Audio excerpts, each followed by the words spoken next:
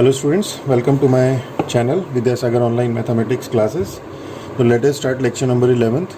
In last lecture number 10th, we did miscellaneous exercise question number 1 to 7th और आज हम लोग यहाँ पे क्वेश्चन नंबर 8th ऑनवर्ड करेंगे. तो क्वेश्चन नंबर 8 कहता है कि show that for any set A and B A is equal to A intersection B union A minus B and this A union B minus A is equal to A union B. तो हम इसका prove करते हैं. Question number 8 का जो first part है कि A is equal to A intersection B union A minus B. इसको प्रूफ करने के लिए हम लोग एक प्रॉपर्टी यूज़ करेंगे. लेक्चर नंबर 9 में मैंने आपको एक प्रॉपर्टी बताई थी कि A minus B is equal to A intersection B dash. और ये A minus B difference operator और कॉम्प्लीमेंट दोनों ही आपका रिड्यूस सिलेबस का पार्ट है.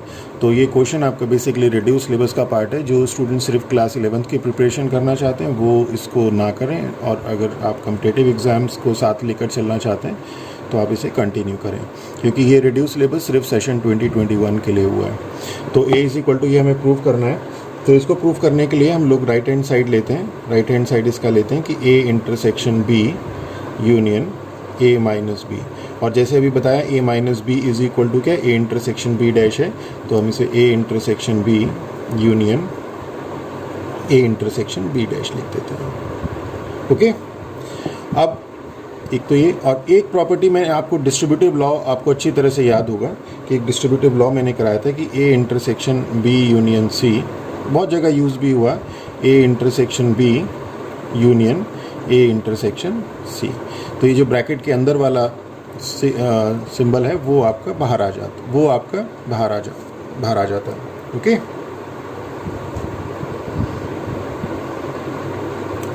तो ये जैसे A intersection B union A intersection C. तो अब हम इसे रिवर्स ऑर्डर में यहाँ पे यूज़ करेंगे.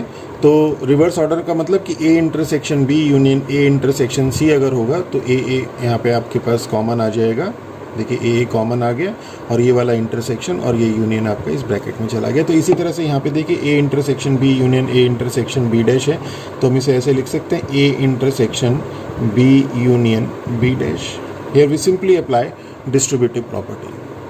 ओके, और A intersection B union B dash, this is set B and this is set B dash. B union B dash क्या हो जाएगा, यूनिवर्सल सेट हो जाएगा. This is universal set. और यूनिवर्सल सेट का इस यूनिवर्सल सेट का किसी भी सेट के साथ अगर हम इंटरसेक्शन लेंगे तो क्या आएगा, वही सेट आएगा. इस यूनिवर्सल सेट का B के साथ आप इंटरसेक्शन लेकर देखिए तो B के एलिमेंट ही आएंगे. तो it means this is equal to A. Okay, तो this is how we prove कि A is equal to A intersection. This implies A is equal to A intersection B union A minus B. Okay, तो यही हम लोगों को prove करना था. अब हम इसका सेकंड पार्ट लेके चलते हैं. बहुत इजी था, बहुत सेकंड पार्ट लेके चलते हैं. सेकंड कहता है कि A union B minus A is equal to A union B हम लोगों को प्रूव करना है. तो हमने इसका लेफ्ट हैंड साइड ले लिया. तो इसमें फिर हम लोग B माइनस A की प्रॉपर्टी लगा देंगे. A union B minus A क्या हो जाएगा, A जैसे A माइनस B क्या था, A intersection B dash. B minus A क्या हो जाएगा, B intersection A dash, B intersection A dash. और यहाँ पे हम लोग डिस्ट्रीब्यूटिव प्रॉपर्टी यूज़ कर देंगे. ओके, तो क्या हो जाएगा, A union B intersection A union A dash. Okay, और A यूनियन B इंटरसेक्शन, और A और A डैश का, B और B डैश का यूनियन क्या था, यूनिवर्सल सेट था. इसी तरह से यहाँ पे ये यूनिवर्सल सेट आ गया. और किसी भी सेट का इंटरसेक्शन करेंगे, यूनिवर्सल सेट की किसी भी सेट का यूनिवर्सल सेट के साथ अगर इंटरसेक्शन करेंगे तो वही सेट मिलता है. तो यहाँ पे हम इस सेट का इंटरसेक्शन कर रहे हैं यूनिवर्सल सेट के साथ, तो हमें क्या मिलेगा, A यूनियन B ही मिलेगा. तो thus this implies A union B minus A is equal to A union B, and this is what we have to prove. Okay, I think now it is clear. अब हम चलते हैं question number 9 में। Question number 9 कहता है using property of set show that A union A intersection B is equal to A intersection. मैंने आपको ये प्रॉपर्टी डायरेक्टली बताई थी, हम लोगों ने यूज़ भी किया था कि किन्हीं दो सेट का जब हम इंटरसेक्शन करते हैं या फिर हम यूनियन करते हैं, कुछ भी कर लीजिए, यूनियन कर लीजिए या इंटरसेक्शन, अगर आप इंटरसेक्शन करते हैं किन्हीं दो सेट का और उन्हीं में से किसी एक सेट के साथ उसका यूनियन करते हैं तो आपको वही सेट मिलेगा। और इसी तरह से अगर आप किसी दो सेट का यूनियन करते हैं और उनमें से किसी एक सेट के साथ इंटरसेक्शन करते हैं, जैसे यहाँ पे दो सेट का यूनियन और फिर किसी एक सेट के साथ इंटरसेक्शन किया तो ये मिला, अगर बी के साथ करते तो बी मिलता। तो ये हमें यहाँ पे प्रूफ करना है कि ए यूनियन, फर्स्ट है हमारा A union A intersection B is equal to A, ये हमें प्रूफ करना है। तो किसी भी सेट को यहाँ पे इक्वल प्रूफ करने के लिए हम लोगों को क्या करना पड़ेगा कि this is subset of this and this is subset of this, ये हम लोगों को प्रूफ करना पड़ेगा। तो हम लोग लेके चलते हैं कि let x belongs to A union A intersection B, and this implies, by property of this union, this implies X belongs to A or union और को कहती है, और X belongs to A intersection B, and X belongs to A intersection B means X belongs to A and X belongs to B। तो वही अब हम लोगों को लिखना है कि X belongs to A और X belongs to A intersection B, and this implies X belongs to A or X belongs to A and X belongs to B। अब देखिए यहाँ पे कह रहा है X A को बिलोंग कर रहा है या फिर X A and X B को बिलोंग कर रहा है, तो दोनों ही केस में X A को तो बिलोंग करेगा ही करेगा, दोनों ही केस में। या तो इस केस में ये और का मतलब क्या होता है, इसके एलिमेंट और इसके एलिमेंट, मतलब सारे एलिमेंट आते हैं इसमें। तो इस केस से ले तो एक्स ए को बिलोंग कर रहा है, इस केस से ले तो एक्स ए को बिलोंग कर रहा है, तो ये एक्स ए को तो बिलोंग करेगा ही करेगा। दिस इम्प्लाइज, इम्प्लाइज का मतलब होता है, इम्प्लाइज का मतलब होता है कि ये स्टेप आपको ये रिजल्ट दे रहा है, इसके अलावा भी रिजल्ट दे सकता है, इसके अलावा भी रिजल्ट दे सकता है। तो इसीलिए हम लोगों ने इक्वल टू का साइन नहीं लगाया यहाँ पे। तो this implies that means this statement gives this result, ये तो श्योर रिजल्ट देगा ही देगा, तो ये रिजल्ट दे रहा है। और वो क्या रिजल्ट हम लोगों को यहाँ पे लिखना होता है वो हम अपने क्वेश्चन के हिसाब से देखते हैं। तो this implies x belongs to, तो हमने क्या करा, x belongs to this implies that x belongs to A, it means this is a subset of this. Property होती है कि अगर x belongs to a implies that x belongs to b then a is a subset of b। तो this x belongs to a imply कर गया क्या, उसने ये रिजल्ट दिया आपको कि x a को बिलोंग कर रहा है, मतलब ये इसका सबसेट है, मींस दस therefore this implies A union A intersection B is a subset of A। Okay, say this is your first। अब हम ले देते हैं let x y belongs to A। अब हमने y A को बिलोंग कर दिया और हम किसी तरह से y बिलोंग करवाएंगे इसको, तो A सबसेट हो जाएगा, A सबसेट हो जाएगा इसका। ओके, तो y अगर A को बिलोंग कर, आप देखिए इसमें थोड़े सा हम लोग ट्रिक यूज़ करेंगे कि this is overlapping set A B। अगर y A को बिलोंग करेगा तो क्या रिजल्ट देगा कि y इस यूनियन को भी बिलोंग करेगा, यूनियन को कह रहा हूँ मैं पूरे को, इसको भी अगर y यहाँ पे हो या यहाँ पे कहीं पे भी हो, y इसके यूनियन में होगा। This implies y belongs to A union B। और अगर y A यूनियन B को बिलोंग कर रहा है, y अगर A यूनियन B को बिलोंग कर रहा है और यहाँ से हमारे पास है y A को बिलोंग कर रहा है, तो इसको हम ऐसे लिख सकते हैं कि y belongs to A and y belongs to A union B। y A को तो बिलोंग कर ही रहा था, हमने कह दिया y A belongs to B और y belongs to A and y belongs to A union B। यहाँ पे हुआ तो y belongs to A and y belongs to A union B, यहाँ पे हुआ तो y belongs to A and y belongs to A union B लिख सकते हैं। And this implies y belongs to A intersection A union B। यही तो है A and A union B, यही तो आ गया। और y belongs to A implies that y belongs to this means this is a subset of this, तो this implies A is a subset of A intersection A union B, and this is your equation number second। तो first and second A is equal to A intersection A union B। Okay, और same इसी तरह से हम लोगों को second part करना है इसका। तो सेकंड पार्ट क्या कहलाता है, आई थिंक वैसे तो आपको करना चाहिए, पर हम लोग चलिए एक बार थोड़ा सा मैं हिंट देता हूँ कि let x belongs to A intersection A union B। This implies x belongs to A and x belongs to A union B. This implies x belongs to A and x belongs to A or x belongs to B. इसमें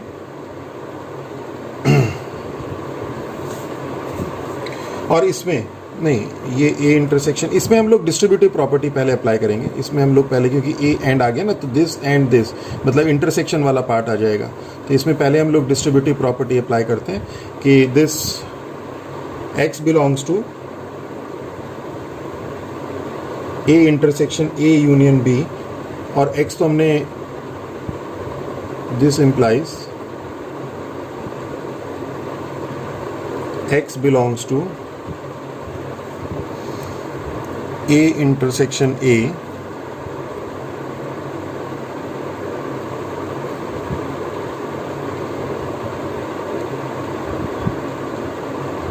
intersection A union A intersection B. This implies X belongs to A union A intersection B. Okay और देखिए अब आपके पास यही आ गया A union A intersection B। अब इसके बाद आप इसे कंटिन्यू आगे करते रहिए। ओके तो आई थिंक अब इसमें कोई प्रॉब्लम नहीं आएगी।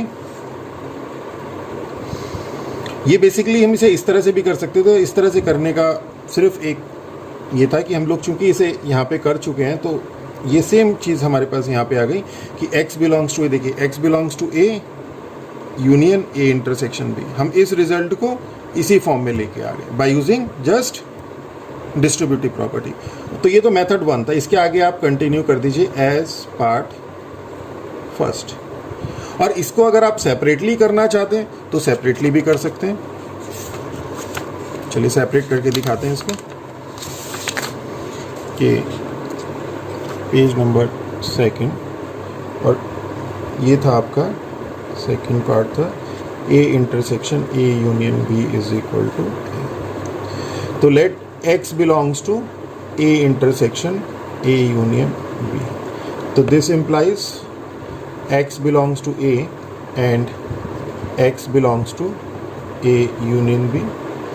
This implies x belongs to A and x belongs to A or x belongs to B. अब इसे देखिए, x A को बिलोंग कर रहा है एंड x A और x B दोनों को बिलोंग कर रहा है। x बिलोंग्स टू A और x बिलोंग्स टू B।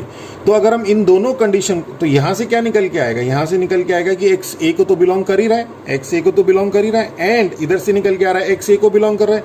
तो अगर हम इन दोनों को कंबाइन करें तो ये क्या रिजल्ट देगा, ये डेफिनेटली एक रिजल्ट देगा कि this is x belongs to A। ये दोनों के दोनों यहाँ से तो x A को बिलोंग कर ही रहा है, एंड ये x बिलोंग्स टू A और x belongs to B means what कि x A को तो बिलोंग कर ही रहा है, और दोनों के दोनों आपस में क्या रिजल्ट दे रहे हैं कि x A को तो बिलोंग कर ही रहा है। तो इम्प्लाइज का मतलब मैंने आपको बताया था, इम्प्लाइज का मतलब है कि जो प्रीवियस स्टेप है ये आपको ये वाला रिजल्ट देता है, तो ये रिजल्ट भी देता है, इसके अलावा और भी रिजल्ट दे सकता है वो। तो हमें जो रिक्वायर्ड है हम लोगों ने वो रिजल्ट यूज कर लिया। तो x बिलोंग्स टू A, तो it means A is a A intersection A union B is a subset of A. Okay और इसी तरह से हम इसका let y belongs to A ले लेंगे। तो this implies y belongs to A union B, जैसे पहले था कि अगर A को बिलोंग करेगा तो A यूनियन B को बिलोंग करेगा, और A को बिलोंग कर रहा है, A यूनियन B को बिलोंग कर रहा है, तो y belongs to A and y belongs to A union B को बिलोंग करेगा, and this implies y belongs to A intersection A union B को बिलोंग करेगा, and this implies thus A is a subset of A intersection A union B. तो it means from first and second, दोनों result को अगर हम first and second from first and second, हमारे पास क्या आ जाएगा कि A is equal to A intersection A union B। Okay तो this is what we have to prove in question number 2, question number 9 के सेकंड पार्ट में। अब हम लोग चलते हैं क्वेश्चन नंबर 10 में। तो क्वेश्चन नंबर 10 क्या है, question number 10, this is page number 3। तो क्वेश्चन नंबर 10 है आपका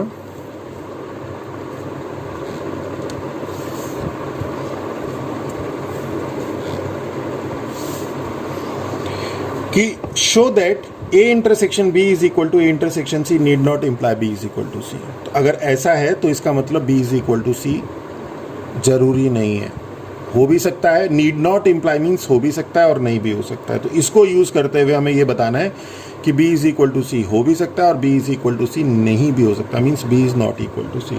तो सॉल्यूशन करें अगर हम लोग 10th का, तो यहाँ पे हम लोग लेट से स्टार्ट करते हैं, let x belongs to b। देखिए थोड़े बहुत स्टेप्स इस तरह के क्वेश्चंस में थोड़े बहुत स्टार्टिंग की हिंट हम लोगों को ध्यान रखनी पड़ती है कि कहाँ से स्टार्ट करना है और कैसे हम लोगों को करना है। तो एक दो बार जब आप क्वेश्चंस की प्रैक्टिस करेंगे तो आपको क्लियर हो जाएगा। तो let x belongs to b, तो अब अगर x b को बिलोंग कर रहा है, x अगर b को बिलोंग कर रहा है, अगर कोई सेट कोई एलिमेंट किसी सेट को बिलोंग कर रहा है, सपोज ये this is a this is b, तो अगर कोई एलिमेंट b को बिलोंग कर रहा है तो वो यहाँ पे भी हो सकता है और यहाँ पे भी हो सकता है। देखिए वो यहाँ पे भी हो सकता है और यहाँ पे भी हो सकता है। और अगर यहाँ पे हुआ तो वो x does not belongs to A, और अगर यहाँ पे हुआ तो means x belongs to A. तो इसको हम इस तरह से लिख सकते हैं x belongs to b me implies that x belongs to b and x belongs to a और x does not belongs to a। देखिए फिर से एक बार देख लीजिए, अगर x कोई एलिमेंट b में है तो वो एलिमेंट a में हो भी सकता है और नहीं भी हो सकता। अगर यहाँ है तो नहीं होगा, यहाँ है तो होगा।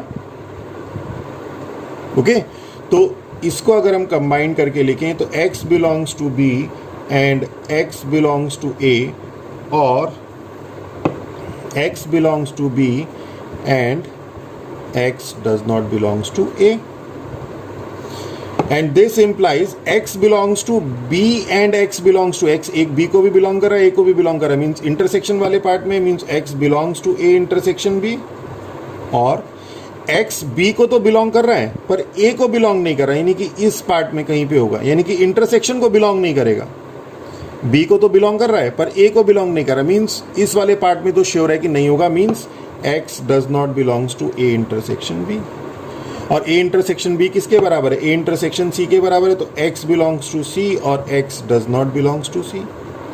अब हमने क्या रिजल्ट दिया कि x belongs to b implies that x belongs to c, x belongs to b implies that x belongs to C. This implies and implies that B is a subset of C. Property है subset की। और इसी तरह से x belongs to C implies that x does not belongs to x belongs to B implies that x does not belongs to C implies and implies that इसके element इसमें नहीं है, इसका मतलब B इसका सबसेट नहीं है। तो यहाँ से x हमने दो लेके आया। देखिए हमने A intersection B property use करी। अच्छा यहाँ पे हम लोगों ने ये लिख देते हैं प्रॉपर्टी, मैंने डायरेक्ट यूज़ कर दिया a intersection b is equal to a intersection c, पर लिखा नहीं x belongs to a intersection b मतलब a इंटरसेक्शन c और x does not belongs to a intersection c। a intersection b is equal to intersection c ना, तो x belongs to a intersection b, तो x belongs to a intersection c हो गया यहाँ पे, x does not belongs to a।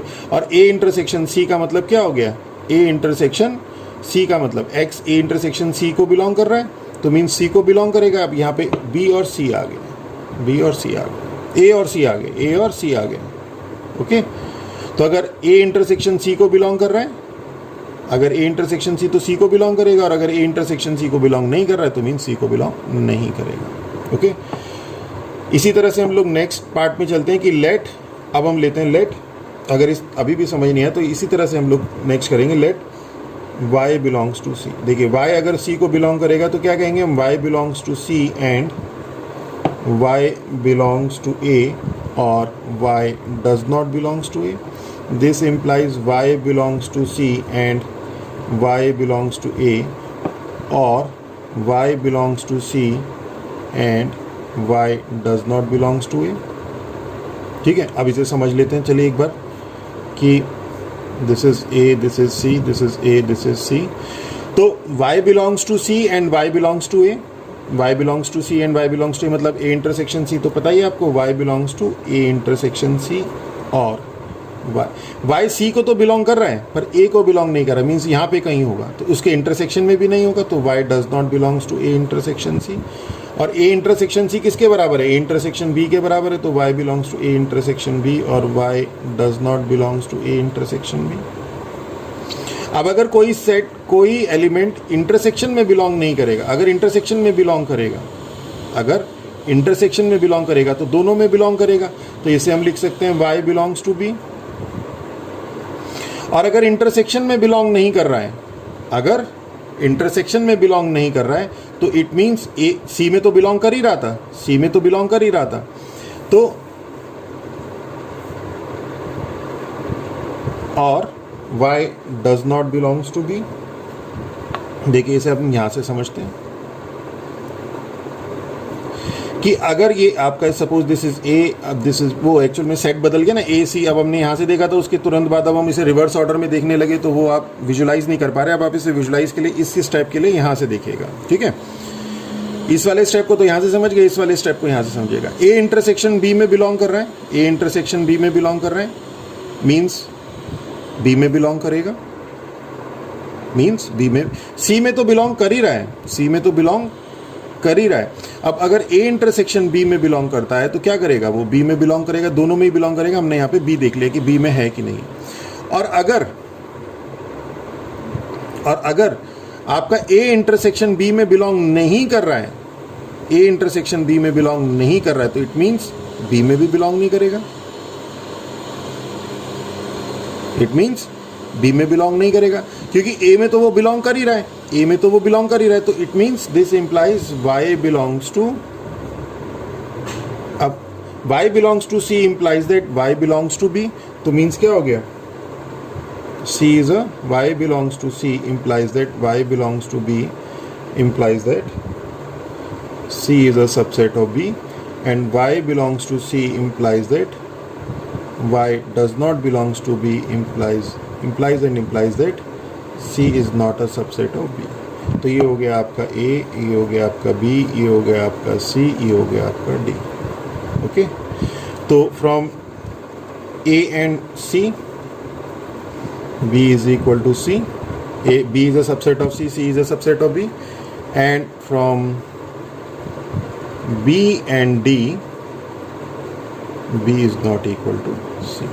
तो it means जब हमने a इंटरसेक्शन c और a इंटरसेक्शन b को एज्यूम किया, intersection c is equal to a intersection b assume किया, तो ये b c के इक्वल हो भी सकता है और b c के इक्वल नहीं भी हो सकता।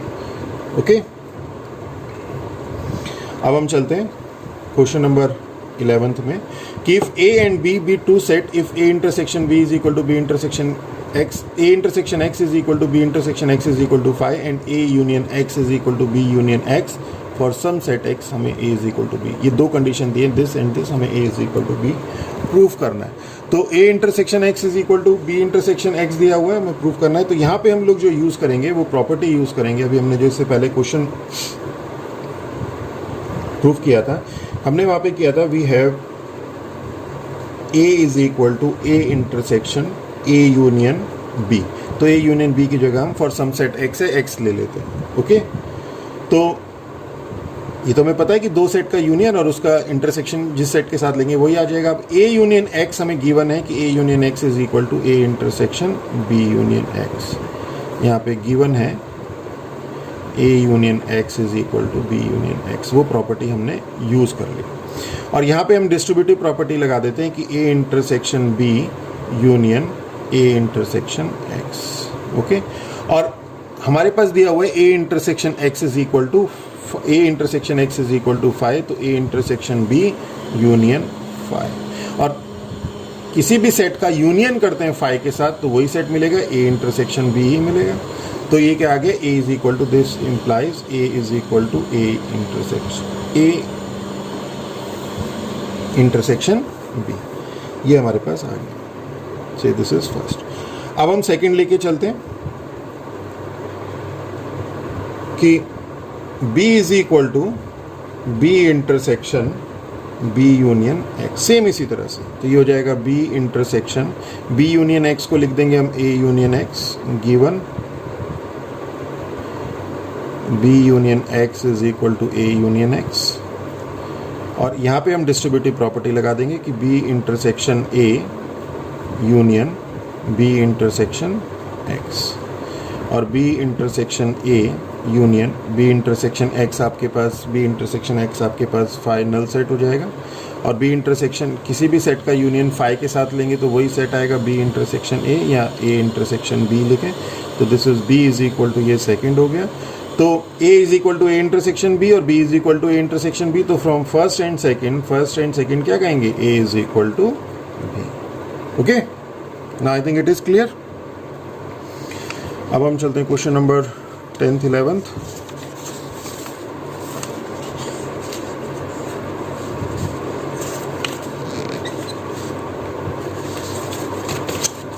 क्वेश्चन नंबर 12th,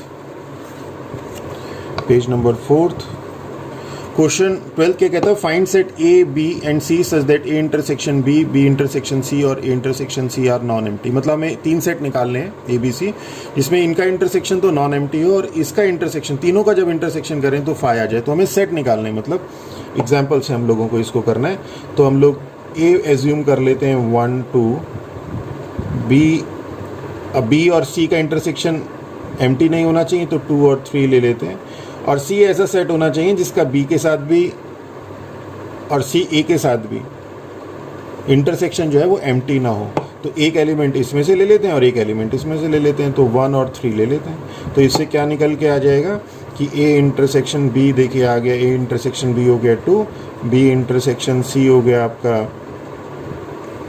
3, और ए इंटरसेक्शन सी हो गया आपका, ए इंटरसेक्शन सी हो गया आपका 1। तो ये, और A intersection B intersection C अगर इसका इसके साथ कर दें, या बी इंटरसेक्शन सी का ए के साथ कर दें, या ए इंटरसेक्शन सी का बी के साथ कर दें, किसी के साथ कर दो, तो आपके पास क्या आ जाएगा, नल सेट आ जाएगा। तो ये हमारा एग्जाम्पल है।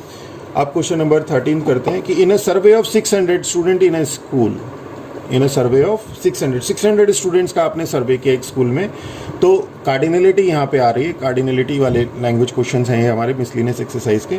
तो एन ऑफ यू दे दिया इसने, एन ऑफ यूनिवर्सल सेट दे दिया 600। 150 student were found to be taking tea, तो टी वाले सेट को जो हम लोगों ने मान लिया, कैपिटल टी हमने मान लिया, the students who were found taking tea, तो एन ऑफ टी हो गया आपका 150। स्टूडेंट्स हु फाउंड टी, हमने उसे कैपिटल टी मान लिया तो 150 हो गए। एंड 225 टेकिंग कॉफ़ी, तो कॉफ़ी वालों को हमने सेट को मान लिया सी, तो ये हो गया 225। और 100 were taking both tea and coffee, तो and both tea and coffee 100। Find how many students were taking neither tea nor coffee. अब देखिए नाइदर टी नॉर कॉफ़ी का क्या मतलब है, नाइदर टी नॉर कॉफ़ी, तो इसे देखिए वेन डायग्राम से समझते हैं, वेन डायग्राम से फर्स्ट। तो this is T, this is C, तो नाइदर टी नॉर कॉफ़ी, तो यानी कि ये वाला पोर्शन आपका, दिस पोर्शन, तो ये पोर्शन क्या हो जाएगा, टी यूनियन सी का कॉम्प्लीमेंट हो जाएगा। और इसे हम लोग लैंग्वेज की फॉर्म में समझे तो नाइदर टी नॉर कॉफ़ी मतलब, नाइदर टी मतलब टी डैश,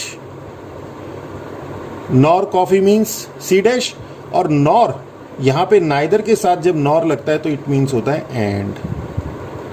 ओके, तो means T dash intersection C dash. और आपको पता है कि टी यूनियन सी का कॉम्प्लीमेंट इज इक्वल टू, और ये देखिए ये फिर वही आपका रिड्यूस सिलेबस का पार्ट है, तो 11th के 2021 में तो क्वेश्चन नहीं आएगा, बट आगे कॉम्पिटिटिव एग्जाम्स में आ सकता है। तो रिड्यूस सिलेबस का पार्ट है ये, रिड्यूस्ड सिलेबस 2021 के लिए। ओके, तो और टी यूनियन सी कॉम्प्लीमेंट मैंने बताया था जब कॉम्प्लीमेंट की डेफिनेशन पढ़ी थी हमने, T union C complement is equal to T dash intersection C dash. तो आप कैसे ही समझ लीजिए इसको। ओके, तो हमें क्या निकालना है, हमें निकालना है N of T union C complement, यानी कि number of element in this T union C complement. और टी यूनियन सी कॉम्प्लीमेंट में कितने नंबर ऑफ एलिमेंट होंगे, पूरे यूनिवर्सल सेट के element minus T union C के एलिमेंट, तो यूनिवर्सल सेट के element minus T union C के एलिमेंट। अब ये जो माइनस है ये डिफरेंस माइनस है, ये डिफरेंस ऑपरेटर नहीं है। देखिए जब हम लोग सेट की बात करते हैं ए बी सी, तो union intersection difference operator use करते हैं। और जब हम लोग न्यूमेरिक डिजिट्स की बात करते हैं, न्यूमेरिक डिजिट 2 3 4 इस तरह न्यूमेरिक डिजिट्स की नंबर सिस्टम की बात करते हैं, तो प्लस माइनस मल्टीप्लिकेशन ये यूज़ करते हैं। ओके तो यहाँ पर जब कार्डिनलिटी आ जाती है तो न्यूमेरिक सिस्टम आ जाता है। न्यूमेरिक सिस्टम मीन्स हम लोग सिंपल प्लस माइनस करेंगे कि यानी कि इसमें नंबर ऑफ एलिमेंट कितने होंगे, इसमें number of element universal set में नंबर ऑफ एलिमेंट माइनस इसमें नंबर ऑफ, तो इसमें कोई फॉर्मूला नहीं लगा हुआ है। ओके तो एन ऑफ यू आपके पास 600 minus N of T union C, मैंने बताया था आपको n of T plus N of C minus N of T intersection C, और ये हो जाएगा 600 माइनस एन ऑफ टी आपका 150, एन ऑफ सी आपका 225 minus N of T intersection C आपका 100, तो ये हो जाएगा आपका 53 275 और 325। ओके अब क्वेश्चन नंबर 14 करते हैं। क्वेश्चन नंबर 14 कहता है कि in a group of 100 students knows, in a group of students 100 students know Hindi, तो एन ऑफ एच क्या हो जाएगा, एन ऑफ एच हो जाएगा 100, 50 know English, n of E हो जाएगा आपके पास 50, और 25 know both, n of H intersection E both, both मतलब दोनों, this and this 25 know both. Okay each of the students know either Hindi और इंग्लिश। अब क्या कह रहा है वो कि हर एक स्टूडेंट्स क्या करेगा, या तो इंग्लिश बोलेगा या हिंदी बोलेगा। इसका मतलब क्या है, इसका मतलब क्या है, हम ये इसने स्टेटमेंट क्यों दिया, इसका मतलब ये है कि जो सर्वे, जो यहाँ पे हमारे पास जो सर्वे हुआ, जो टोटल स्टूडेंट्स होंगे, अभी इसमें क्या था, जैसे यहाँ पे था कि इन सर्वे ऑफ 600 स्टूडेंट्स, तो ये यूनिवर्सल सेट की बात करी इसने, यहाँ पे इसने यूनिवर्सल सेट की बात करी, और यहाँ पे इसने यूनिवर्सल सेट की बात नहीं करी। अब यहाँ पे क्या आएगा कि यहाँ पे क्या पूछ रहा है आप देखिए, how many students are there in a group. अब हमें बताना है कि इस ग्रुप में कितने स्टूडेंट्स हैं, इस ग्रुप में कितने। तो जब हम किसी ग्रुप का सर्वे कर रहे हैं और उसमें से कुछ हिंदी बोल रहे हैं और कुछ इंग्लिश बोल रहे हैं और कुछ दोनों बोल रहे हैं, इट मीन्स उस ग्रुप में जो भी स्टूडेंट्स है वो उनके यूनियन का सेट है, यानी कि वो उनके यूनियन है, वो उनके यूनियन है। आप क्वेश्चन को समझिए कि जब each of the students know either Hindi और इंग्लिश, कि हर एक स्टूडेंट या तो हिंदी समझता है या इंग्लिश समझता है, तो या तो यहाँ होगा या यहाँ होगा या यहाँ होगा, और वो इसने दिया कि ये वाले 100 हैं, ये वाले 50 हैं और ये वाले 25 हैं। तो हमें, और ग्रुप में कितने स्टूडेंट्स हैं मीन्स ये निकालना है, तो हमें क्या निकालना है, एन ऑफ एच यूनियन ई। तो जरा इस क्वेश्चन को ध्यान रखिएगा कि each of the students know either Hindi और इंग्लिश, तो मीन्स जो टोटल सर्वे की बात कर रहा है वो यूनियन की बात कर रहा है, यूनिवर्सल सेट की बात नहीं कर रहा है। तो this is n of H plus N of E minus N of H intersection E, तो 100 प्लस 50 माइनस 25 यानी कि 125। ओके अब क्वेश्चन नंबर 15 हम लोग करते हैं। Question number, this is page number 5।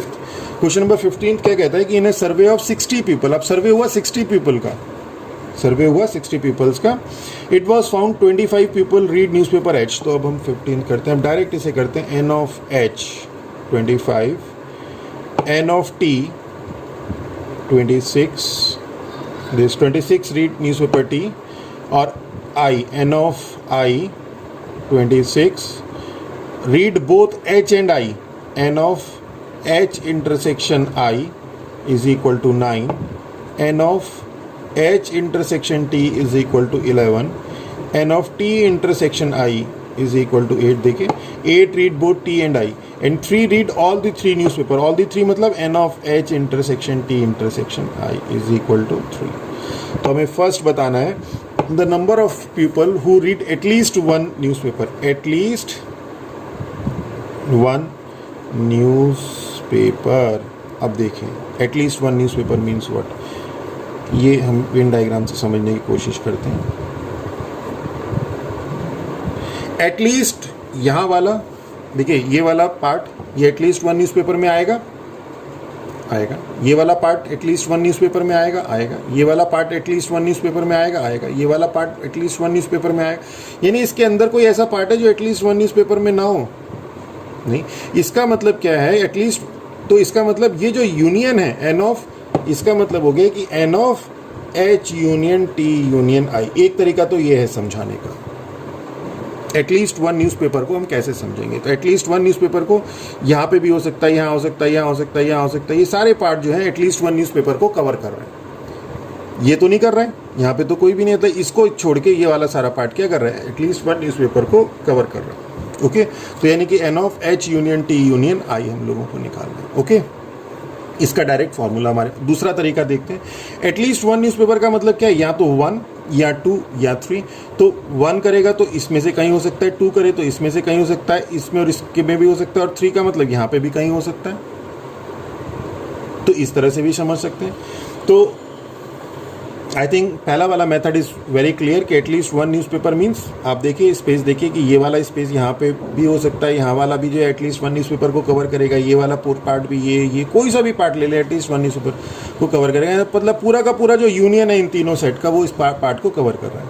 और इसका फॉर्मूला क्या होता है आपको पता है, N of H plus N of T plus N of I minus N of H intersection T minus N of T intersection I minus N of H intersection I plus N of H intersection T intersection I. तो ये इसकी सबकी value आप यहाँ पे put कर दीजिए।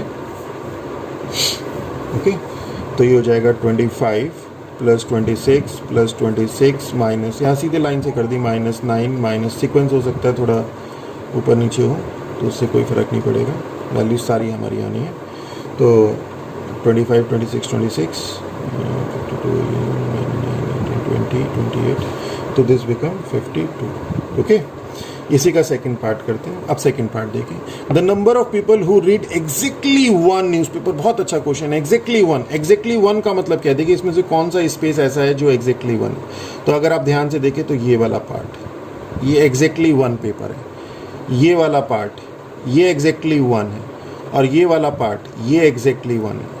तो एग्जैक्टली वन वाले कौन से हैं, वो ये वाला पार्ट है, ये वाले पार्ट है। इन तीनों को निकाल दें अगर हम, इसको और इसको निकाल और ऐड कर दें, तो वो पीपल्स आ जाएंगे जो एग्जैक्टली वन न्यूज़पेपर पढ़ते हैं।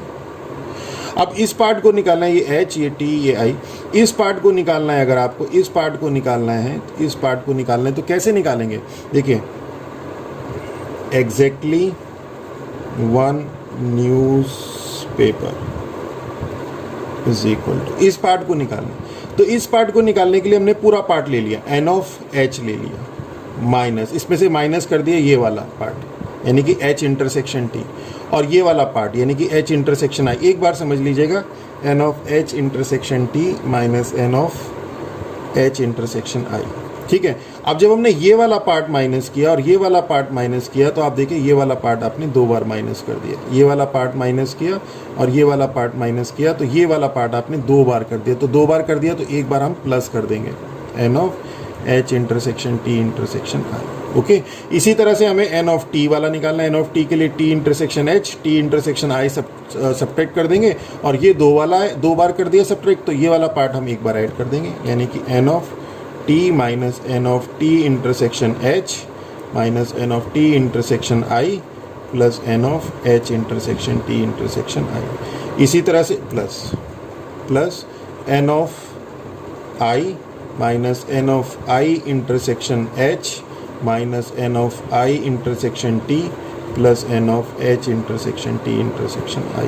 तो ये हो जाएगा N of h plus N of t plus N of I minus, ये देखिए 2 टाइम्स हो जाएगा, N of H intersection T है और एच इंटरसेक्शन टी है, तो N of H intersection T plus H intersection I और H intersection I two H of N of H intersection I plus N of T intersection I, T intersection I, N of T intersection I, और plus ये 3 times N of H intersection T intersection I.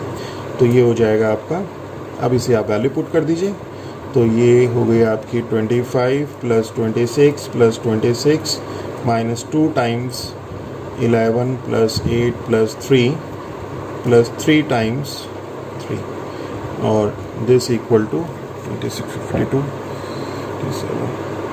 77 plus 9 86 minus 19 और 3